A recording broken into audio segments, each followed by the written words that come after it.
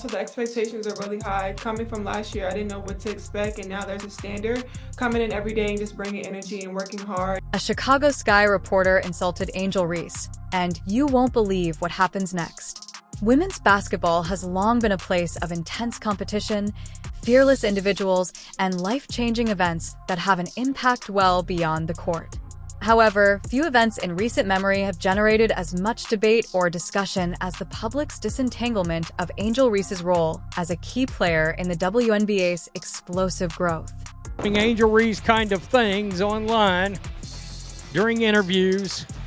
The Chicago Sky star, who is renowned for her unrelenting comebacks and unrepentant bluster, was caught in the middle of a tempest that revealed the disconnect between her claimed influence and the harsh facts of the statistics. Additionally, a dramatic change in her role with the Skies fueled an already raging fire just when you thought the drama couldn't get much worse.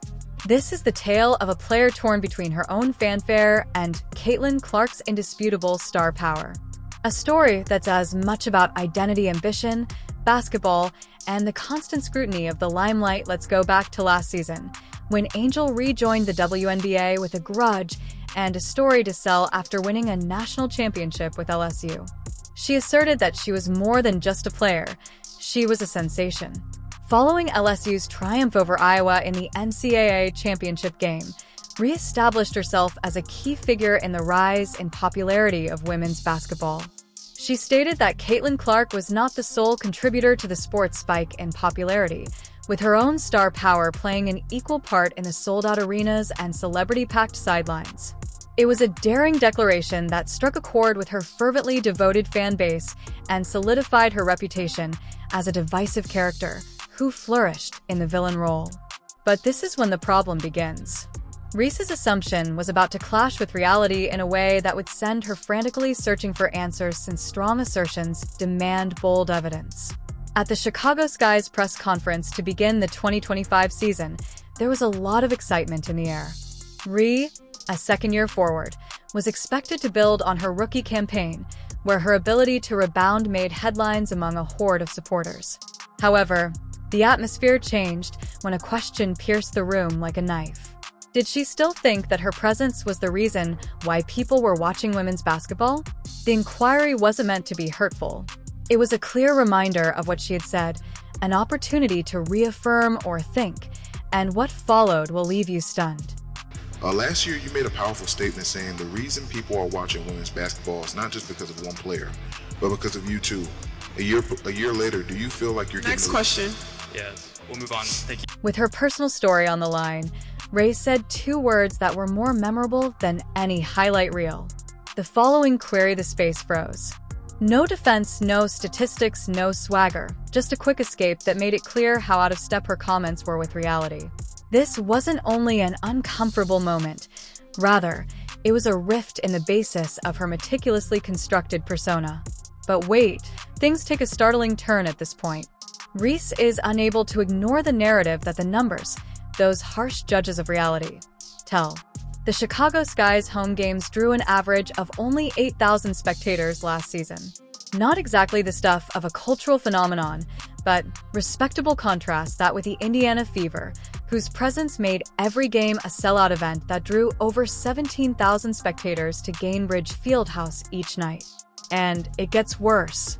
An arena that can accommodate over 13,000 people was only half full for the return of a national champion when Reese's much-anticipated preseason homecoming at LSU, where she should have been welcomed as a conquering hero, drew a pitiful 6,000 fans. Stay tuned because things get pretty intriguing in this next section. Even more telling were her previous preseason performances. Only 4,600 people showed up for a Chicago Sky home game versus the Minnesota Lynx, but 7,600 people showed up for an away game in Minnesota. Most of them were probably come to support the home team. These are the numbers of a league that is still getting established, not the numbers of a player spearheading a revolution. But here she was. This is the part that no one anticipated. Caitlyn Clark was changing the WNBA's economics, while Reese's games were having trouble drawing crowds. Clark didn't have to announce her influence. For her, the numbers did it. Before you could say three-pointer, 15,000 seats were snapped up for her homecoming game at Iowa's Carver Hawkeye Arena, which sold out in 45 minutes. The average cost of tickets to her preseason games was more than $600. Yes, you read correctly. That is more than just a record for basketball exhibitions. The way the sport is viewed has drastically changed. In order to meet the demand, teams that faced the fever had to relocate their home games to bigger NBA arenas. Reese and no other player in the league's history have experienced this phenomena, and the merchandise Reese didn't even make the top 10, but Clark's jersey became the second best-selling basketball jersey in 2024, behind only Steph Curry. Every game became a must-see event because to the Fever's Now You Know marketing, which featured Clark and featured tour-style t-shirts announcing that every game was played at home. The message was unambiguous. Clark was a movement, not just a player. However, what follows is just crazy. The Chicago Sky released a bombshell that sent shockwaves across the basketball world while Reese was evading inquiries and struggling with low attendance. The team's new head coach, Tyler Marsh, declared a drastic change in the offensive scheme that would drastically change Reese's role. The paint-dominant rebound had vanished. The forward, who had made double-doubles her brand, the Sky envisioned a stretch for a versatile player who could take mid-range jumpers and space the floor while stepping away from the hoop in her position. The focal point of this new offense wasn't Reese, just when you thought it couldn't get much weirder. The Brazilian sensation Camila Cardoso was the new center of attention due to her size, grace, and unrealized potential. This was a total makeover, not a tweak, and the drama was only heightened by Reese's absence from training camp following the announcement. Let's be honest. Reese's domination in the paint has always been a part of who she is as a player. She grabbed rebounds with a fierceness that felt personal during her time at LSU and her debut season, scoring double-doubles that helped her become famous. She became a force to be reckoned with after her 19-rebound effort against Indiana in her second professional game went viral, but the new blueprint for the Sky asks her to give up the exact thing that made her famous: mid-range jumpers, seize, and attempt shots. For a player whose career field goal percentage is a concerning 39.1%, this is unprecedented. Primarily on shoots close to the rim, she releases her shot slowly. Asking her to stretch the floor is like asking a sprinter to run a marathon because of her clumsy technique. You'll be astounded by the true cause of this. In addition to attempting to improve Reese's skill set, the Sky are also preparing their team for a league that requires adaptability. This is when things absolutely go wrong. Cardoso was given the paint keys while Reese's character was being reworked. The actual Space Cardoso, who is owned by Reese, is a bankable star in the making because of her gentler touch, greater spacing, and worldwide appeal. The visuals are harsh. Cardoso was named the new cornerstone of the Sky just days after making waves when she faced her national team. In a flurry of social media activity, fans accused the Sky of planning a campaign to undermine Reese's reputation and support Cardoso. There were numerous conspiracy theories, with some asserting that the action was a conscious attempt to end Reese's record-breaking rebounding run before it could define her WNBA career. This is what they aren't telling you, though. This is about basketball, not favoritism. The WNBA of today requires forwards with shooting ability. Move the ball and generate offense. Reese is a weakness against defenses who block the paint and challenge her to shoot because of her one-dimensional game rebound putback repetition. Reese's silence speaks louder than any press conference could, and the tension is evident.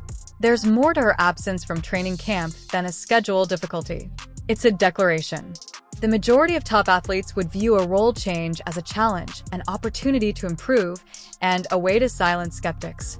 You won't believe how it turns out, though, as Reese's response implies that she sees it as a betrayal and a theft of the persona she has worked so hard to create. Fans' calls for her to demand a trade are becoming more and more loud. "Angel, they don't deserve you. Get out of Chicago," was written by one person on X. This type of drama flourishes in social media echo chambers where fury drowns out subtleties. But let's be brutally honest. Reese's career may be more defined by her resistance to change than by any stat line. In the meantime, Caitlyn Clark keeps promoting the WNBA without mentioning herself once. Her games regularly attract over 1 million viewers. Her influence is so evident that the Fever's 41 nationally broadcast games this season surpass even the Los Angeles Lakers, and her jersey sales equal those of NBA superstars. Clark does more than simply fill arenas. Because of her star power, teams are renovating facilities and increasing marketing, forcing the league to reassess its infrastructure. The Fever's approach is a brilliant example of how to use talent. In order to create a lineup that will win now rather than in 3 years, they have surrounded Clark with seasoned players like Sophie Cunningham and Natasha Howard. Cunningham's comparison of Clark to a younger, hotter, flashier, and more deadly Diana Taurasi highlights the type of star power that may be demonstrated without a press conference. And that's only a small portion of it. There is a sharp contrast between the Sky and the Fever. Chicago appears unsure about Reese's future, while Indiana has thrown their support behind Clark's transformation from a lottery team to a must-see TV show in only 1 year. Is she just another player or the cornerstone of a marketing asset? Reese is surrounded by complementary talent thanks to Sky's passive strategy and lack of aggressive actions. The Fever's planned risk contrasts sharply with her role's lack of clarity. Here's why this is important to you. It's not simply a tale of two players. It's a glimpse into how businesses use celebrity endorsements, strike a balance between publicity and outcomes, and how quickly a narrative can change when the numbers don't line up. What will happen to Angel next? The stakes are extremely high, but Reese has the option of accepting the challenge, improving her game, and demonstrating that she is more than just a rebounding machine, or embracing the drama, demanding a trade, and pursuing a new beginning somewhere. Her career and the larger discussion regarding player autonomy and development in the WNBA will be defined by this moment. And you'll realize why this is so crucial by the end of it. All eyes will be on Reese and Clark as the Sky get ready to play the Fever on May 17, 2025, in a matchup that will be viewed as the Ollie Frazier of our generation. This is not only because of what they perform on the floor, but also because of what their careers indicate about the direction of women's basketball. Please like, share, and subscribe to our YouTube channel if you liked this video.